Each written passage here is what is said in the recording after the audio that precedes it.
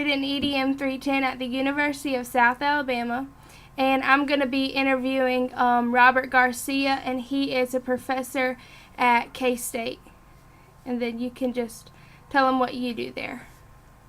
All right, I am a faculty member, and I'm the program director in Communication Sciences and Disorders, where we train individuals to become speech-language pathologists. Part of my responsibilities with teaching, I teach 2 undergraduate courses and I teach 2 graduate courses in our major. Okay. And I'm just going to ask you a few questions about your teaching style. So, do you use technology in your classroom? Why or why not? I use some technology. For example, YouTube I use quite a bit because I teach a class called Hearing Science that deals with a lot of physics of sound. And so I use YouTube to provide the students with some demonstrations. I always use an FM system, so when I'm teaching the class, the students have a situation where they have a signal-to-noise ratio of plus 15 dB, which helps them as far as learning in the classroom and being able to hear things that are going on. At our university and with our program, I would say there's a wide range of how much technology is used. I would be on the lower side, whereas some faculty members use quite a bit of technology. Okay, so what kind of teaching style do you go off of? Well, I taught 19 years at Kansas State, and I was actually a professor for 9 years at University of South Alabama.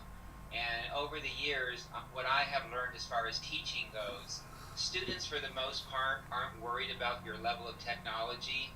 I have found that students have 3 main concerns. Number 1, that you're very organized when you're presenting the information.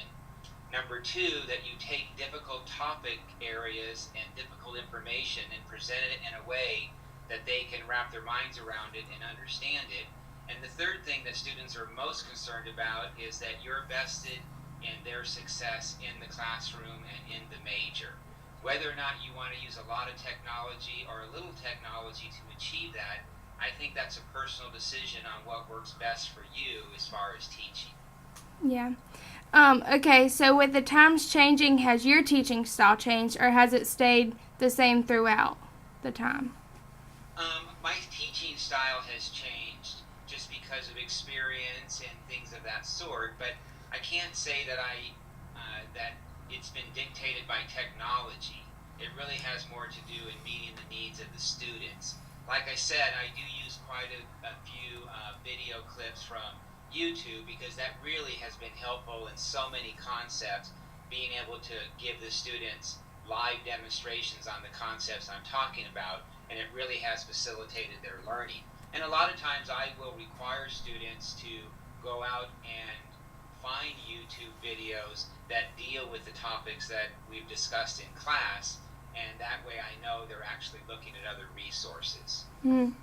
So what's something that is effective with your teaching style? I think really the most effective thing with my teaching style has been that I make it very clear to the students that I am really concerned about them being successful. In our particular major, you have to go to graduate school and get a master's degree in order to become a licensed speech-language pathologist. And so it's very competitive to get into graduate school. Our typical graduate student has a GPA between 3.8 and 4.0, and if you're not in that range, you won't even get considered. So these students are very strong students, and they're very concerned about getting into graduate school. So by me being able to convince the students and make them understand that I really want them to be successful, they end up working harder, they end up asking more questions, and I would say that that's probably where I have tried to get better and better at, and I do believe it's paid off for me and for the students. So with one thing, what's one thing as a teacher that you can help me out? Like, what's one suggestion that you can tell me to better my classroom?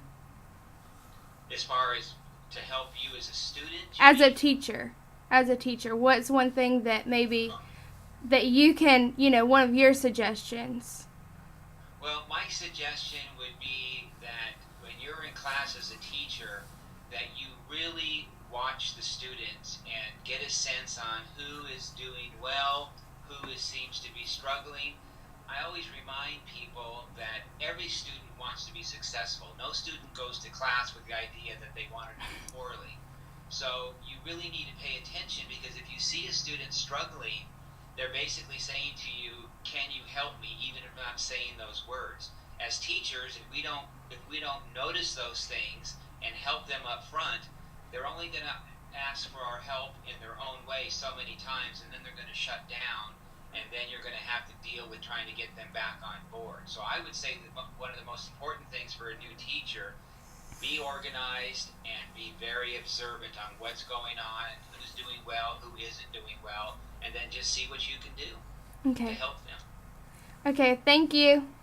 That's it. That's it.